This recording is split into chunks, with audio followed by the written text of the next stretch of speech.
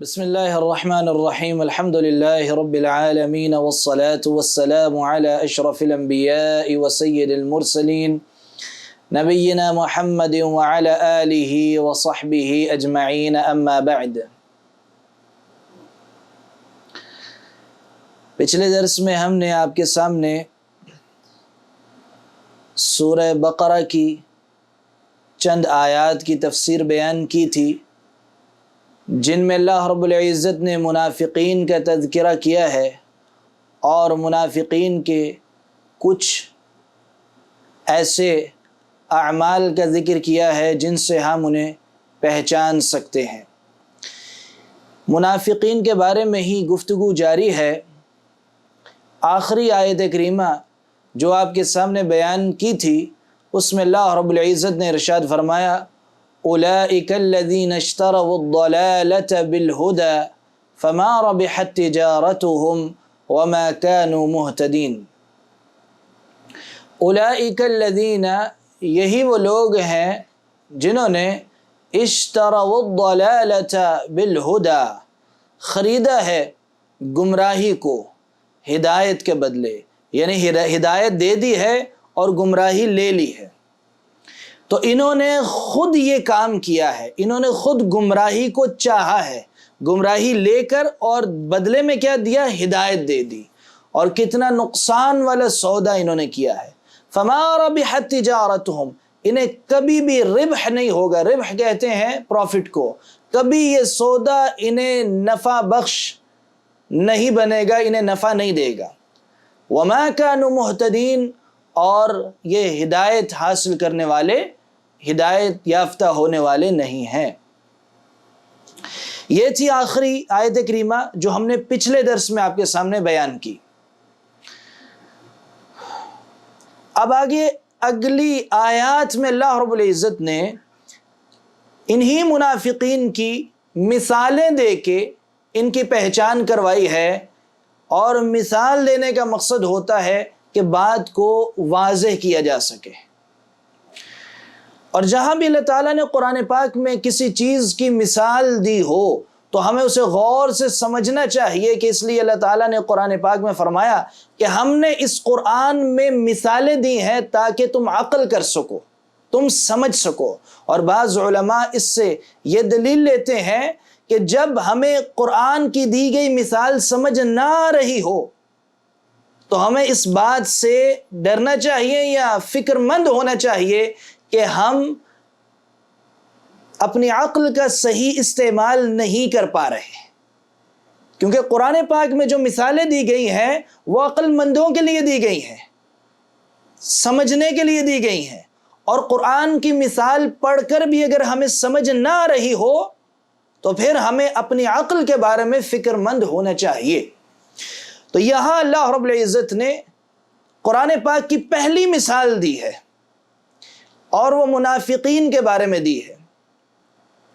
اور اس سے پچھلی آیات میں ہم پڑھ چکے ہیں کہ منافقین اللہ تعالیٰ کو دھوکہ دینے کی کوشش کرتے ہیں، ایمان والوں کو دھوکہ دیتے ہیں۔ یخادعون اللہ والذین آمنوا، اللہ تعالیٰ کو دھوکہ دیتے ہیں، والذین آمنوا، اور ایمان والوں کو دھوکہ دیتے ہیں۔ وما يخدعون الا انفسهم وما يشعرون، اور وہ کسی کو دھوکہ نہیں دے رہے سوائے اپنے آپ کو، وما يشعرون، اور انہیں اس بات کا شعور بھی نہیں ہے۔ اب اس مثال کے ذریعے واضح ہو جائے گا کہ وہ کیسے اپنے آپ کو دھوکہ دے رہے ہیں، جو اللہ تعالیٰ نے اس آیت کریمہ میں فرمایا وما يخدعون الا انفسهم، وہ اپنے آپ کو دھوکہ دے رہے ہیں، کسی اور کو دھوکہ نہیں دے رہے۔ یہ کیسے وہ اپنے آپ کو دھوکہ دے رہے ہیں؟ اب اس مثال والی آیت کریمہ سے ہم آغاز کریں گے۔ مثلهم كمثل الذي استوقد نارا، مثلهم، ان کی مثال اس آدمی کی مثال جیسی ہے، الذي استوقد نارا، جس نے خوب آگ بھڑکائی۔ استوقد، الف سین تا جس لفظ میں آتا ہے عربی گرامر کے مطابق اس میں طلب کا معنی پایا جاتا ہے۔ تو اس کا معنی یہ بھی بن سکتا ہے کہ آگ جلوائی یا آگ کے بھڑکنے کو طلب کیا.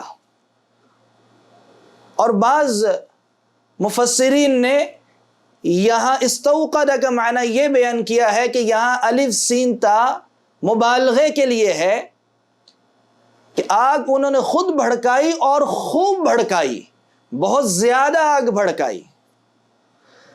مثلہم کمثل الذی استوقد نارا، ان کی مثال اس آدمی کی مثال جیسی ہے جس نے خوب آگ بھڑکائی. فلما، اور جب، فلما پس جب، اضاءت اس آگ نے روشن کر دیا، ما حولہ ارد گرد کی چیزوں کو، آگے پیچھے جو بھی چیزیں تھیں آگ سے روشن ہو گئیں. ذہب اللہ بنورہم، تو اللہ تعالیٰ نے ان کے نور کو ان سے دور کر دیا. وَتَرَكَهُمْ فِي ظُلُمَاتٍ، اور ان سب کو ظلمات میں چھوڑ دیا، اندھیروں میں چھوڑ دیا. لا يبصرون، جن اندھیروں میں انہیں کوئی چیز دکھائی نہیں دیتی، کچھ بھی وہ دیکھ نہیں سکتے، محسوس نہیں کر سکتے. یہ آیت کریمہ ہے جس میں اللہ رب العزت نے منافقین کی مثال دی ہے اس آدمی کے ساتھ الذی استوقد نارا، جس نے خوب آگ بھڑکائی. اب اس مثال کو پہلے سمجھنا ہے، پھر منافقین سے کیسے جوڑا گیا ہے اس پہ غور کریں گے. ایک آدمی جب آگ بھڑکاتا ہے رات کے اندھیرے میں، خوب آگ بھڑکاتا ہے تو اس سے روشنی نکلتی ہے جو ہمیں دیکھنے کے لیے، ارد گرد کی چیزوں کو دیکھنے میں مدد دیتی ہے، ہر چیز روشن ہو جاتی ہے. اور اس آگ میں دھواں بھی نکلتا ہے، آگ میں دھواں بھی ہوتا ہے، دخان بھی ہوتا ہے، اور ایک اور چیز بھی ہوتی ہے، حرارت، گرمی بھی کرتی ہے آگ. تو جب آگ جلائی، بھڑکائی، روشنی بھی دی،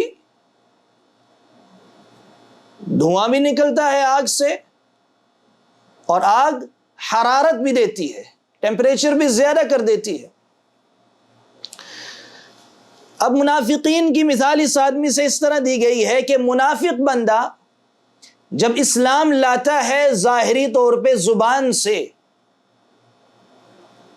تو وہ اسی طرح جیسے آگ سے روشنی مل گئی ہے تو وہ بھی روشنی کی طرف آ جاتا ہے، ظاہری طور پہ اسلام لے آتا ہے، اسلام میں داخل ہو جاتا ہے. لیکن وہ دل میں اسلام کو لے کر نہیں جاتا، یعنی دل میں اس کے ایمان نہیں ہوتا، اسلام نہیں ہوتا، بلکہ کفر چھپا ہوا ہوتا ہے. تو اس لیے اللہ تعالیٰ فرماتا ہے اس کی مثال اس آدمی جیسی ہے جس نے آگ تو بھڑکائی، آگ نے روشن کر دیا ارد گرد سب کچھ. ذہب اللہ بنورہم، لیکن آگے چل کے کیا ہوا؟ فلما اضاءت ما حولہ ذہب اللہ بنورہم، جب اس نے ارد گرد کی چیزوں کو روشن کر دیا تو اللہ تعالیٰ نے ان کے نور کو ان سے دور کر دیا. ایک آدمی آگ جلاتا ہے، ہمیشہ اگر کوئی گروپ ہو لوگوں کا، 10 12 13 15 لوگ ہوں تو سارے کے سارے مل کے تو آگ نہیں جلاتے نا، آدمی ایک ہی آگ جلاتا ہے. اور روشنی کا فائدہ صرف ایک نہیں لیتا، بلکہ جتنے لوگوں تک روشنی پہنچتی ہے وہ سارے کے سارے فائدہ لیتے ہیں. تو ایک آدمی نے آگ جلائی اور سارے کے سارے فائدہ لے رہے تھے کہ اچانک ان کی جو روشنی ہے، یہ نور ہے جس سے وہ فائدہ لے رہے تھے، ان سے دور کر دی گئی. وَتَرَكَهُمْ فِي ظُلُمَاتٍ، اللہ تعالیٰ نے انہیں ظلمات میں چھوڑ دیا. کیوں؟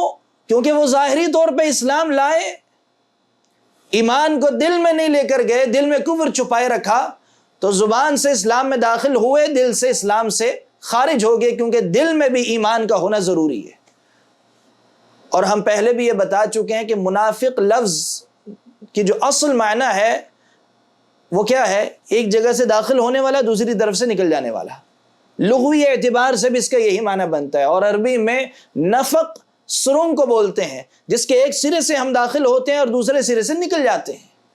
تو منافق زبان سے اسلام کا اظہار کرتا ہے اور دل میں کفر چھپانے کی وجہ سے دائرہ اسلام سے خارج ہو جاتا ہے۔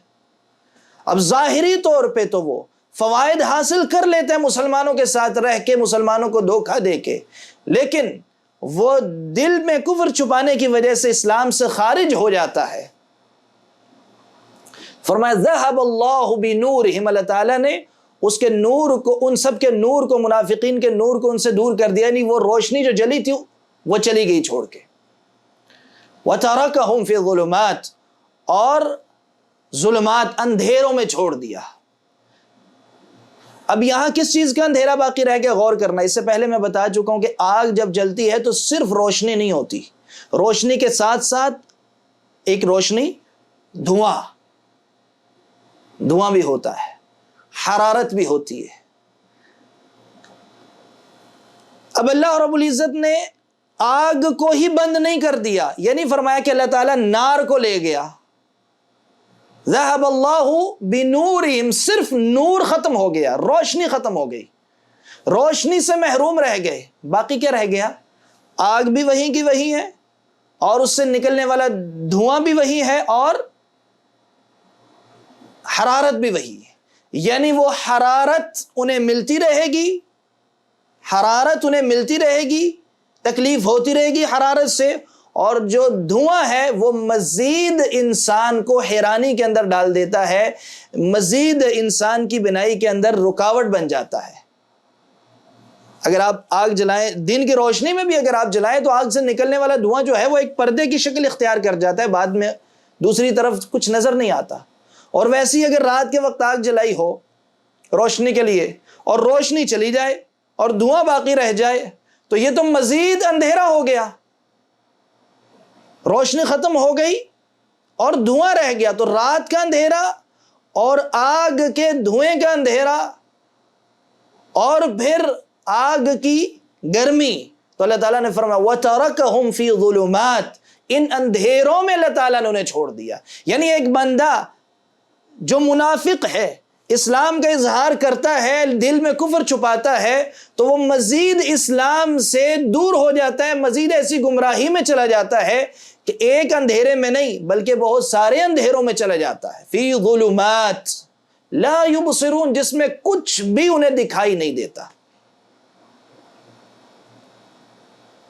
صم بکم عمی فہم لا یرجعون، صم،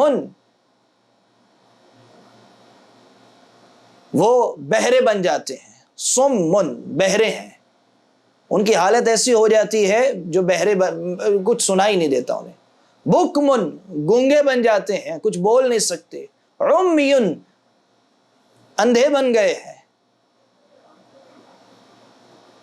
فہم لا یرجعون، بس وہ واپس لوٹنے والے نہیں ہیں۔ اب کیا حقیقت میں وہ اندھے بن گئے ہیں، بہرے بن گئے ہیں، گونگے بن گئے ہیں؟ نہیں، یہ معنی نہیں ہے۔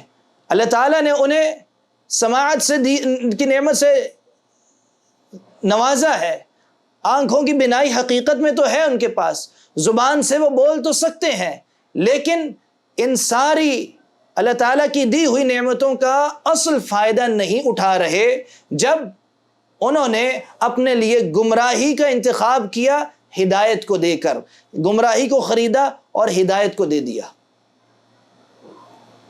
تو نہ ان کے کانوں کو کوئی فائدہ ہے کہ جب انہیں حق بات سنائی نہیں دے رہی، اگر سنائی دیتی ہے تو اسے دل تک پہنچنے نہیں دے رہے، اور جو زبان سے گفتگو کر رہے ہیں، بول رہے ہیں، حق بات نہیں کر رہے، جو دل میں کفر چھپا ہے اور زبان سے اسلام کا اظہار کر رہے ہیں، جھوٹ بول رہے ہیں اور حق کا مشاہدہ کر رہے ہیں، دیکھ رہے ہیں، لیکن اس کا انہیں کوئی فائدہ نہیں ہو رہا، کیونکہ ان کے دل تک وہ حق پہنچ نہیں رہا، دل میں پھر بھی کفر چھپائے رکھا ہے۔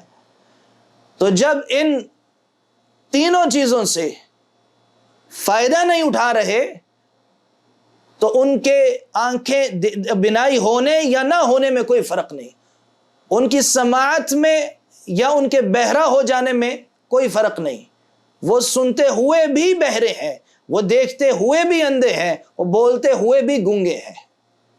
تو یہ معنی ہے صم بکم عمی فہم لا یرجعون۔ تو جو بندہ دنیا کے اندر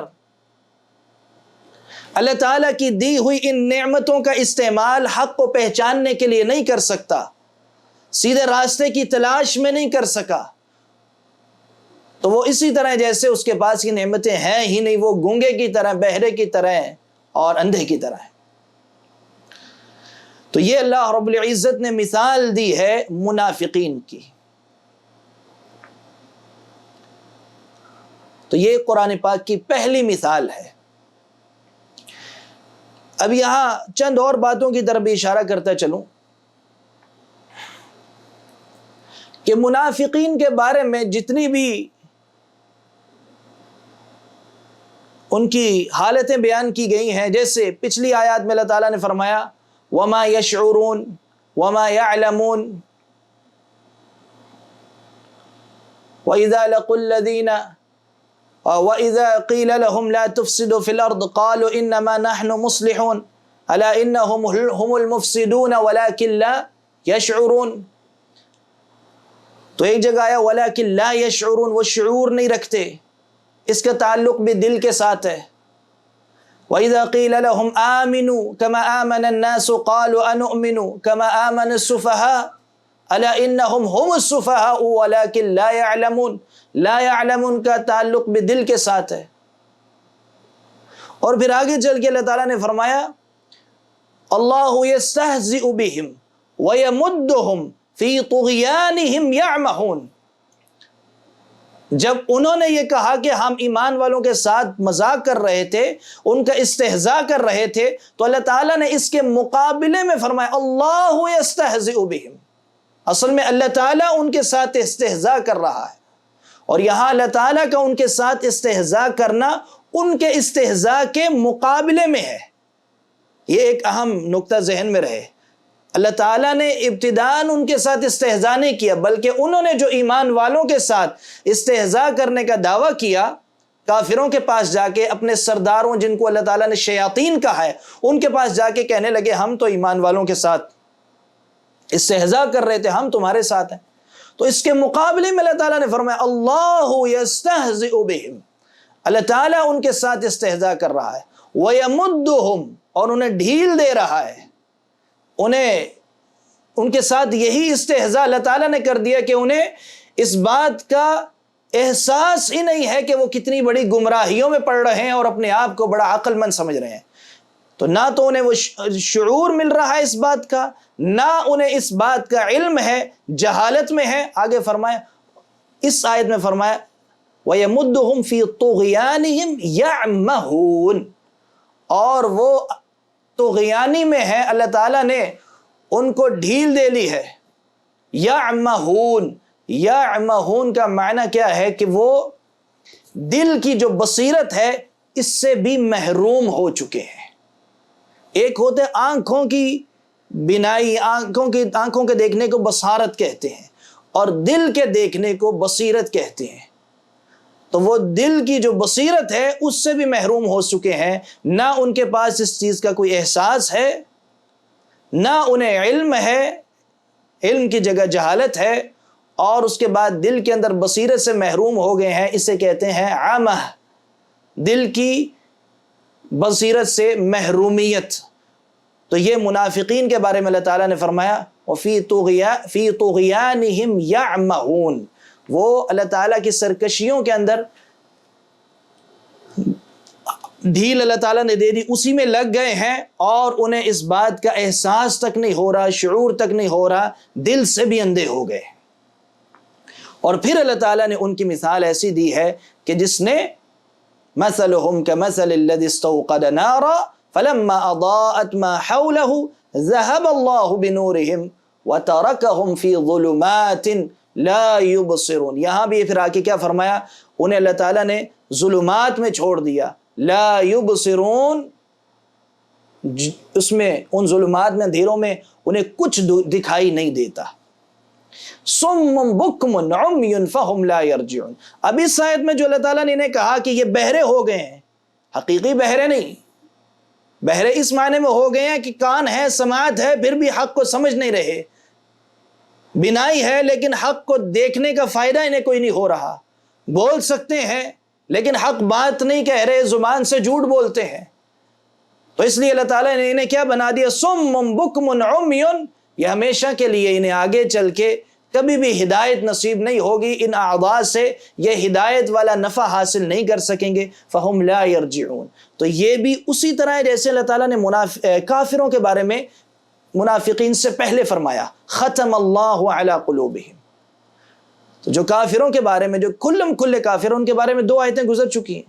ان الذین کفروا سواء علیہم انذرتہم ام لم تنذرہم لا یؤمنون ختم اللہ علی قلوبہم وعلی سمعہم وعلی ابصارہم غشاوہ ولہم عذاب عظیم.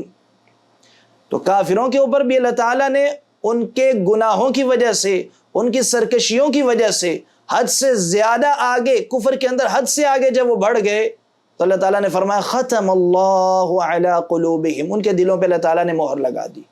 اور یہ منافقین بھی جب دھوکہ دینے میں، جھوٹ بولنے میں، استہزاء کرنے میں آگے بڑھ گئے تو اللہ رب العزت نے فرمایا صم بکم عمی فہم لا یرجعون.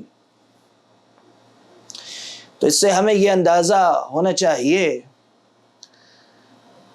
کہ ہر وقت ہمیں اللہ رب العزت سے دعا کرتے رہنا چاہیے اور اپنے اندر خوف محسوس کرنا چاہیے کہ کہیں ہمارے اندر کوئی ایسا گناہ نہ آ جائے جو ہمیں آہستہ آہستہ آہستہ اتنا دور لے جائے حق سے کہ ہم بھی واپس نہ لوٹ سکیں. اس بات کا ہمارے دل میں خوف ہونا چاہیے اور اللہ تعالیٰ سے ہمیں حق پہ رہنے کی، ایمان پہ رہنے کی اور ایمان پہ ثابت قدمی کی دعا کرتے رہنا چاہیے. تو یہ تھی پہلی مثال. اگلی آیت کریمہ میں اللہ رب العزت نے پھر دوسری مثال دی ہے منافقین کی. یعنی منافقین کے لیے اللہ تعالیٰ نے 2 مثالیں دیں. پہلی جو ہم نے پڑھ لی، اور ایک اور مثال آ رہی ہے اگلی آیت میں. فرمایا او کصیب من السماء،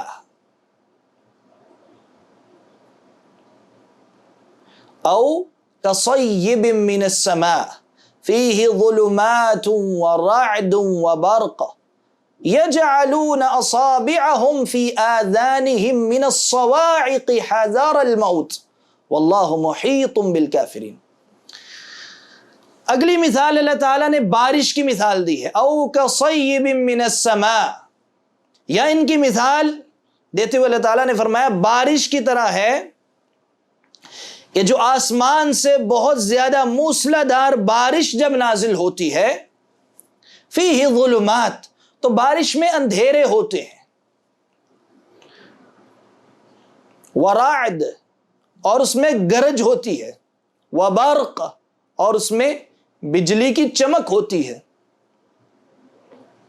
یجعلون اصابعهم فی آذانہم، اور ایسی صورتحال میں یہ منافقین اپنے کانوں میں انگلیاں ڈال لیتے ہیں.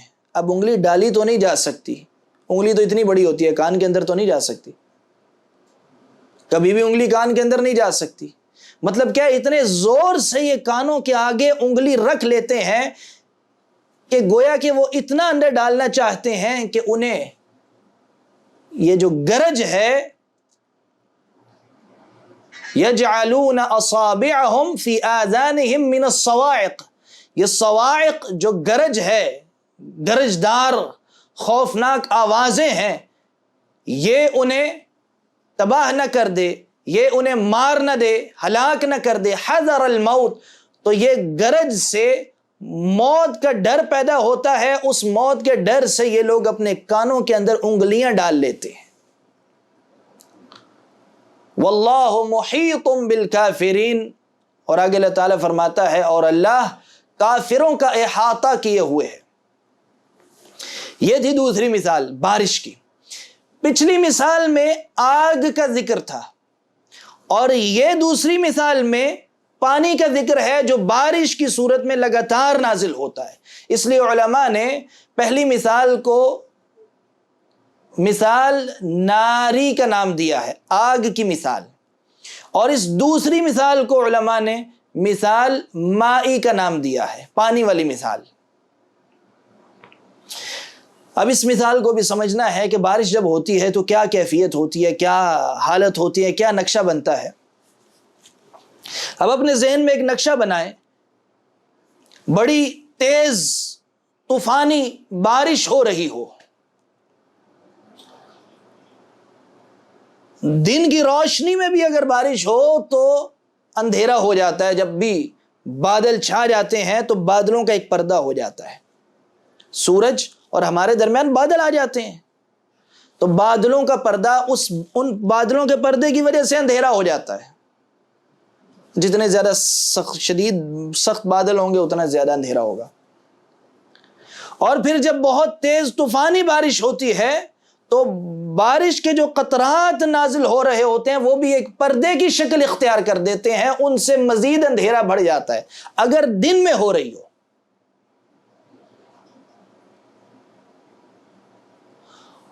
اور اس آیت کے اگلے حصے سے، اس مثال کے اگلے حصے سے جو آگے جا کے ہم پڑھیں گے، اس سے معلوم ہوتا ہے کہ اللہ تعالیٰ نے یہ رات کا نقشہ بیان کیا ہے۔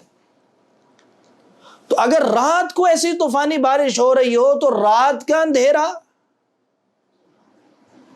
بادلوں کا اندھیرا، بارش کے قطرات کے ذریعے جو اندھیرا ہوتا ہے وہ مزید اور اندھیرا، تو ایسی بارش میں اللہ تعالیٰ نے فرمایا او کصیب من السماء، ان منافقین کی مثال ایسی ہے کہ جیسے بارش ہو رہی ہو آسمان سے بہت زیادہ تیز، فیہ ظلمات، اس میں اندھیرے ہیں۔ کتنے اندھیرے ہو گئے جو میں نے آپ کو گنوا دیے، تو اس میں اندھیرے ہی اندھیرے ہیں۔ تو جب بارش ہو رہی ہو تو کچھ بھی دکھائی نہیں دیتا۔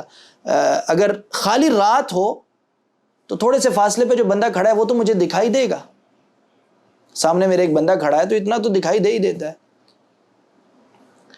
لیکن جب تیز طوفانی بارش ہو رہی ہو تو پھر بارش کے قطرات ایک پردے کی شکل میں تو دکھائی دیں گے کہ بارش کے قطرے اتر رہے ہیں، نازل ہو رہے ہیں، لیکن اس کے تھوڑے سے فاصلے پہ بھی کوئی آدمی کھڑا ہے تو وہ بھی مجھے صحیح طرح دکھائی نہیں دے گا۔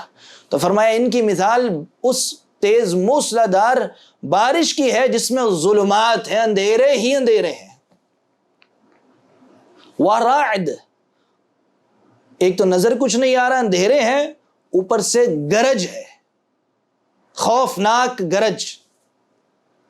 اور جب بارش کے اندر بادلوں سے گرجنے کی آواز آتی ہے تو بندے کا دل کانپ جاتا ہے، خوف زدہ کر دیتا ہے۔ وَبَرْقَ، اور پھر بجلی کی چمک بھی ہے، اس میں بجلی چمکتی ہے تھوڑی تھوڑی دیر میں۔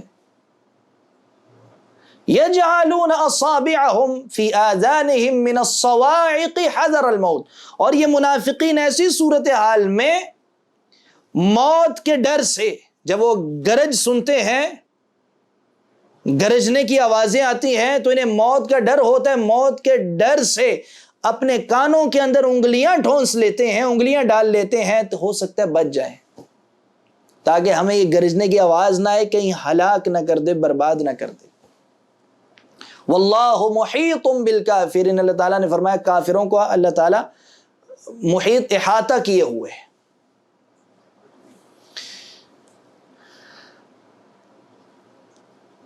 یکاد البرق یخطف ابصارہم، قریب ہے کہ وہ بجلی کی چمک ان کی نظریں اچک لے، یخطف ابصارہم، ان کی بصارت، ان کی بینائی کو اچک لے۔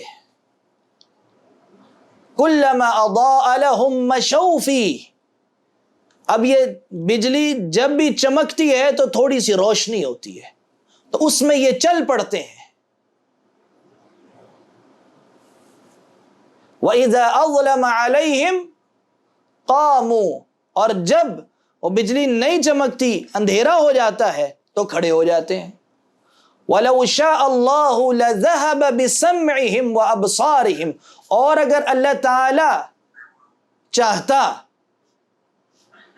لَذَهَبَ بِسَمْعِهِمْ، تو ان کے سماعت کو بھی ان سے دور کر دیتا، وَأَبْصَارِهِمْ، اور ان کی بینائی کو بھی، بصارت کو بھی ان سے دور کر دیتا۔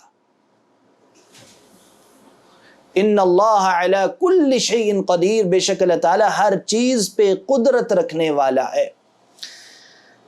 اب یہ جو دوسری مثال دی گئی ہے کہ بارش کا بہت تیز بارش کا نازل ہونا، اس سے مراد اسلام ہے۔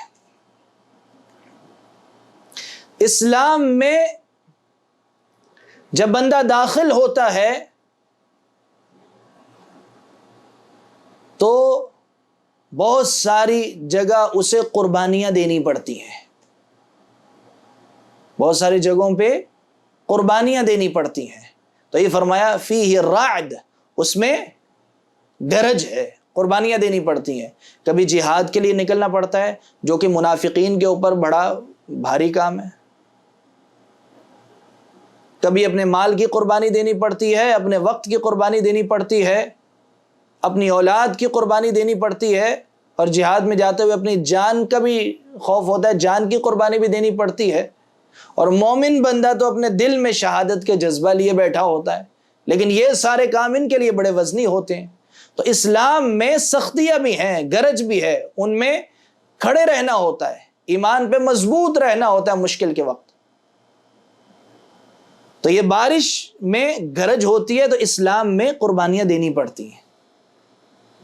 وہ برق، اور بجلی چمکتی ہے تو روشنی بھی ہوتی ہے، اس سے مراد بہت سارے مواقع ایسے بھی آتے ہیں کہ اسلام میں آپ کو اللہ تعالیٰ نعمتیں عطا کرتا ہے۔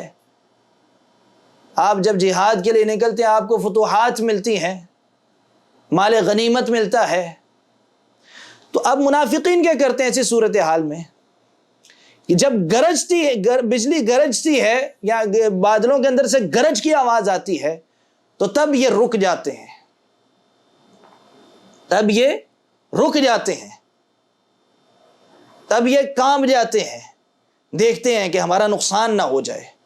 اور جب روشنی آتی ہے بجلی کے چمکنے سے، یعنی کوئی فائدے والی بات اسلام میں نظر آئے، تو تب اسلام کے مسلمانوں کے ساتھ ساتھ چلنے لگ جاتے ہیں، ان کے شانہ بشانہ چلتے ہیں۔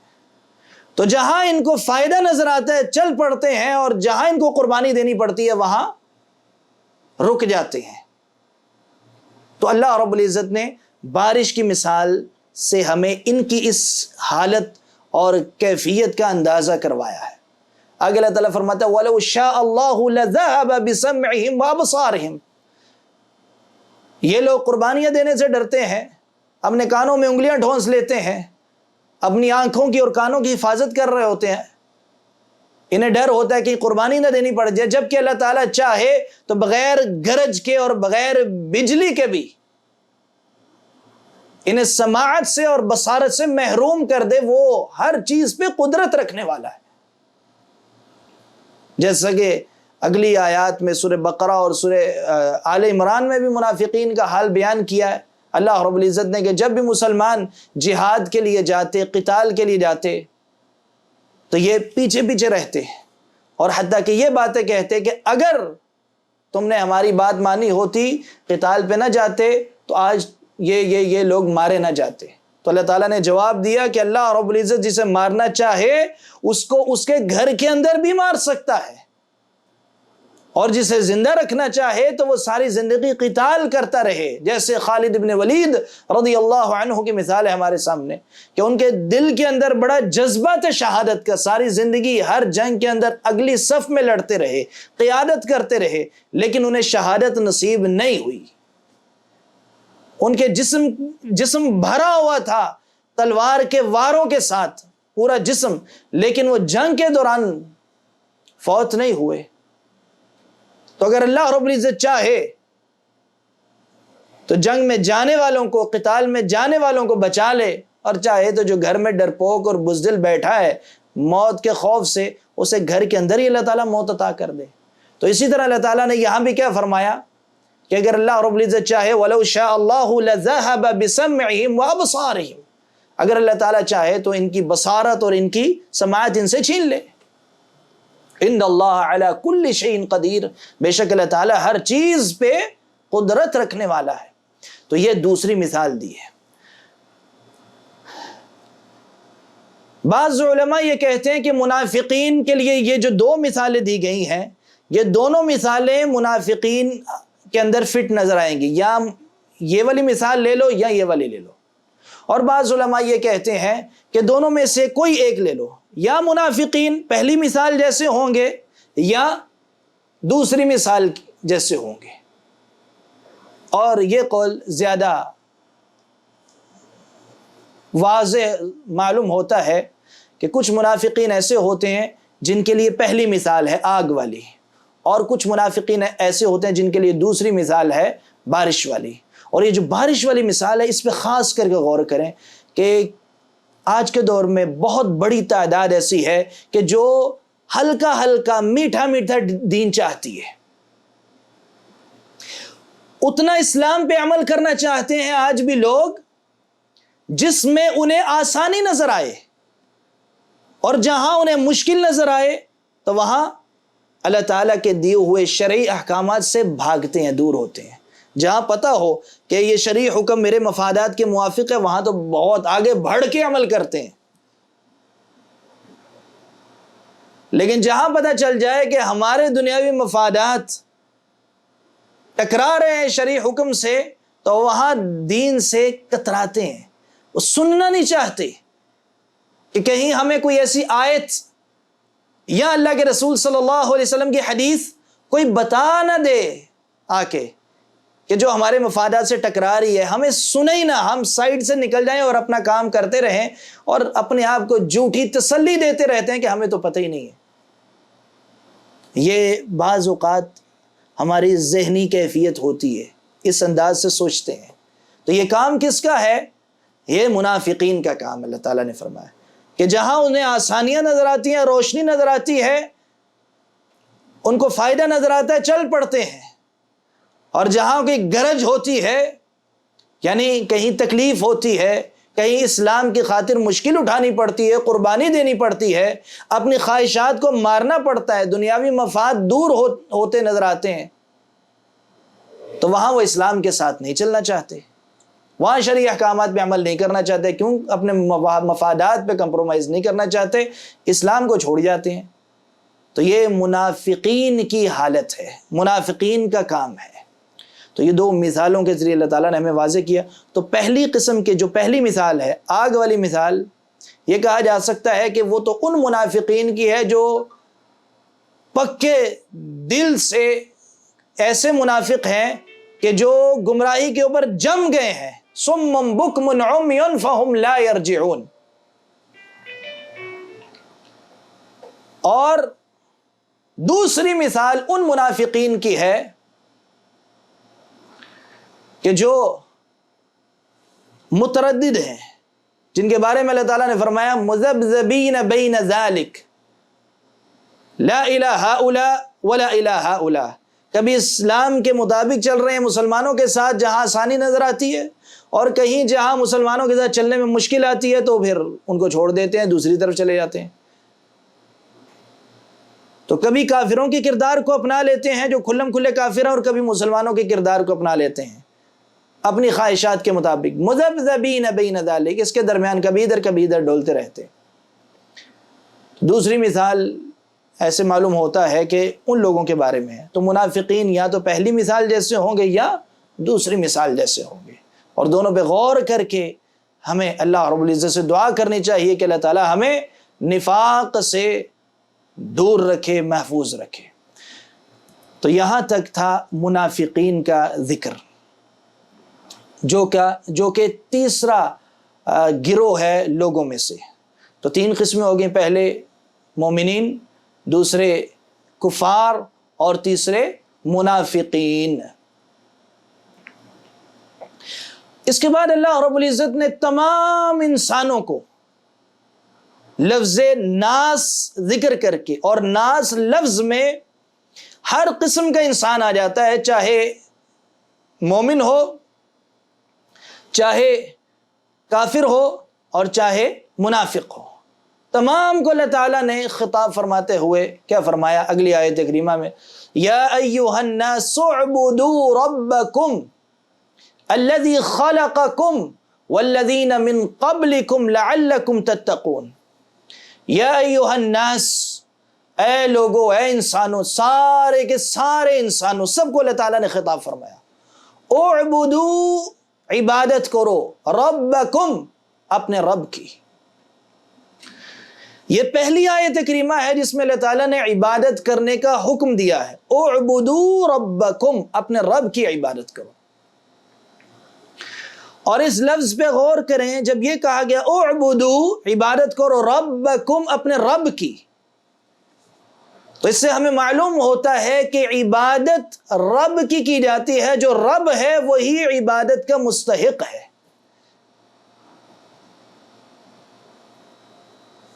اور رب کون ہے؟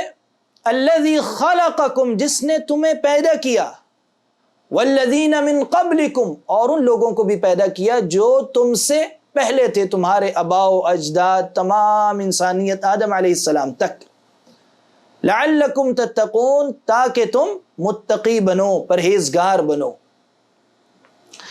اب اس میں دو نقطے سمجھنا بڑے ہی اہم ہیں۔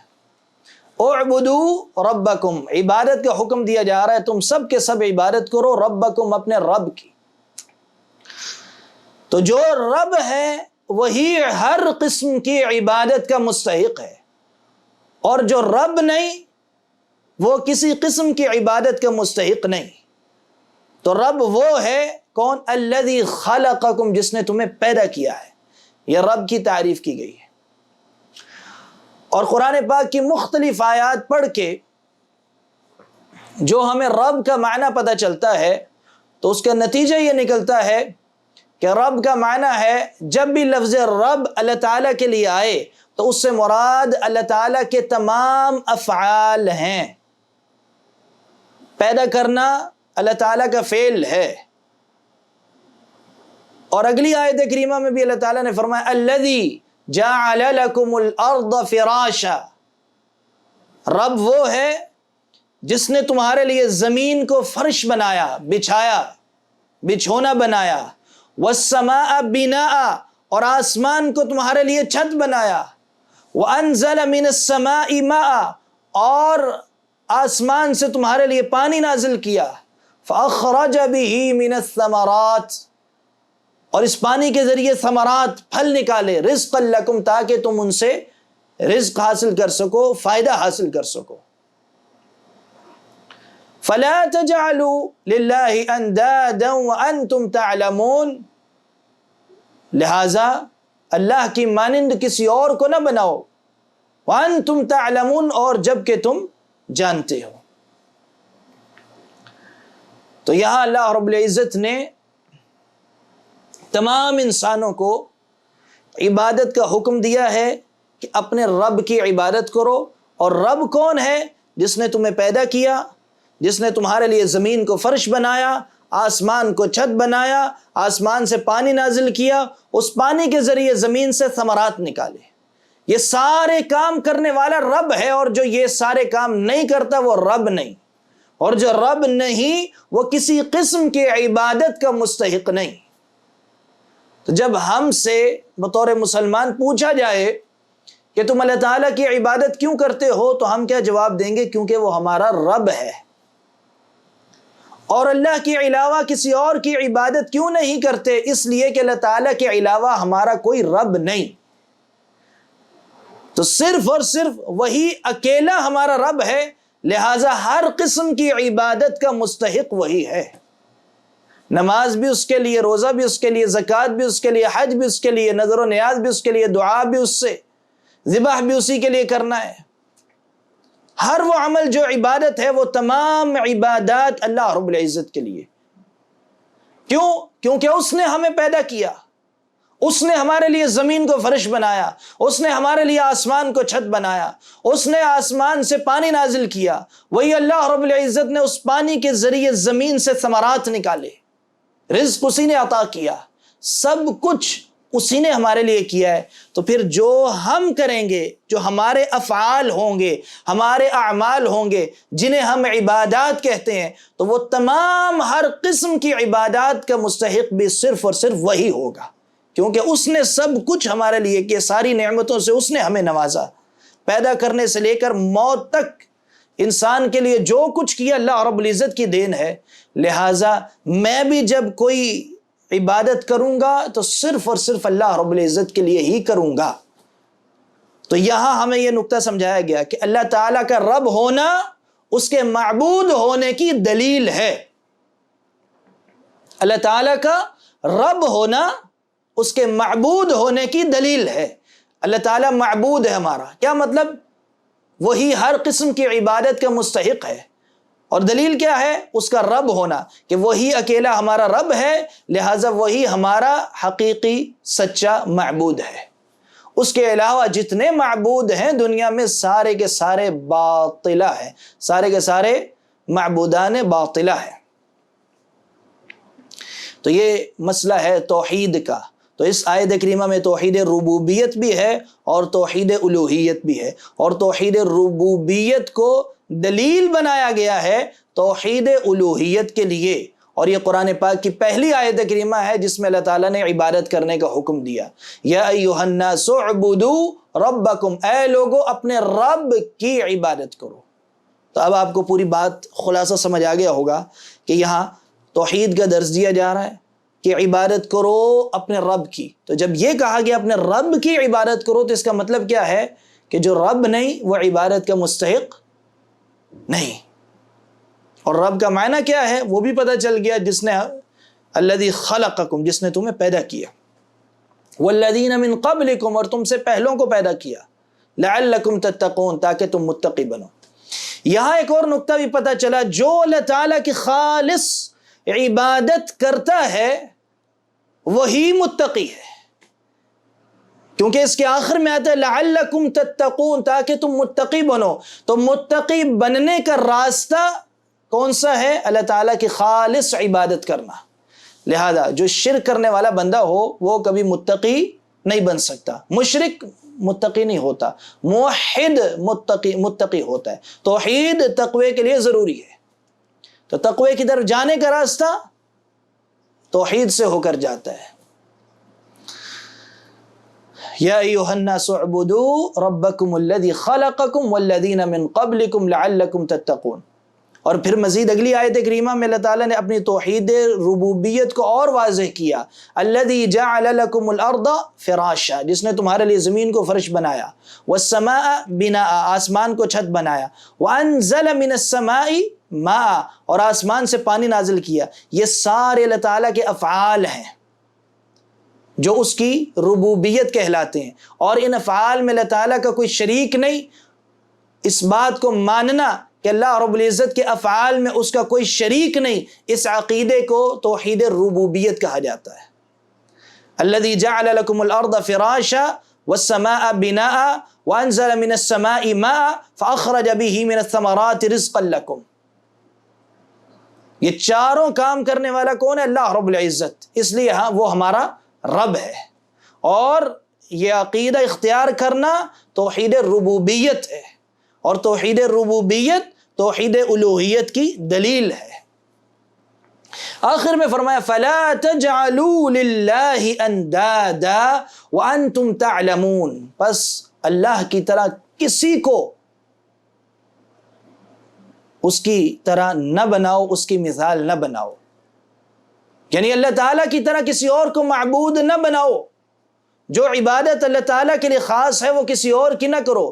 تو تمام عبادات کا مستحق اللہ رب العزت ہے، تم کسی اور کی عبادت کر کے اسے اللہ کی طرح معبود نہ بناؤ۔ وَأَنْتُمْ تَعْلَمُونَ، اور تم جانتے ہو، کیا جانتے ہو؟ کہ وہی خالق ہے، وہی مالک ہے، وہی رازق ہے، وہی زمین کو بچھانے والا ہے، وہی آسمان کو چھت بنانے والا ہے، آسمان سے بارش نازل کرنے والا ہے، اور اس کے بعد آسمان کے بارش والے پانی سے ثمرات نکالنے والا، یہ سب کچھ کرنے والا اللہ رب العزت ہے، اس کے علاوہ کوئی یہ کام نہیں کر سکتا، وہی اکیلا ہمارا رب ہے۔ یہ تم جانتے ہو کہ اللہ رب العزت ہی ہمارا رب ہے، تو پھر اللہ کے علاوہ کسی اور کی عبادت کر کے اس کی طرح کسی کو معبود نہ بناؤ۔ فَلَا تَجْعَلُوا لِلَّهِ أَنْدَادًا وَأَنْتُمْ تَعْلَمُونَ۔ تو یہ آیت کریمہ دو آیات ہیں جن میں اللہ رب العزت نے اپنی توحید کا درس دیا ہے، توحید ربوبیت کا اور توحید الوہیت کا۔ یہ دو نقطے ان 2 آیات میں واضح کیے گئے ہیں۔ یہیں پہ آج اپنے اس درس کو ہم روکتے ہیں، اور انشاءاللہ ابھی یہ موضوع جاری رہے گا۔ توحید کے بعد اللہ کے رسول صلی اللہ علیہ وسلم کے اوپر جو قرآن نازل کیا گیا اس کا ذکر آ رہا ہے اگلی آیت کریمہ میں، تو اسی آیت کے ساتھ ہم اگلی آیت کو جوڑ کر اپنی گفتگو انشاءاللہ دوبارہ شروع کریں گے۔ وصلی اللہ علی نبینا محمد وعلی آلہ وصحبہ اجمعین۔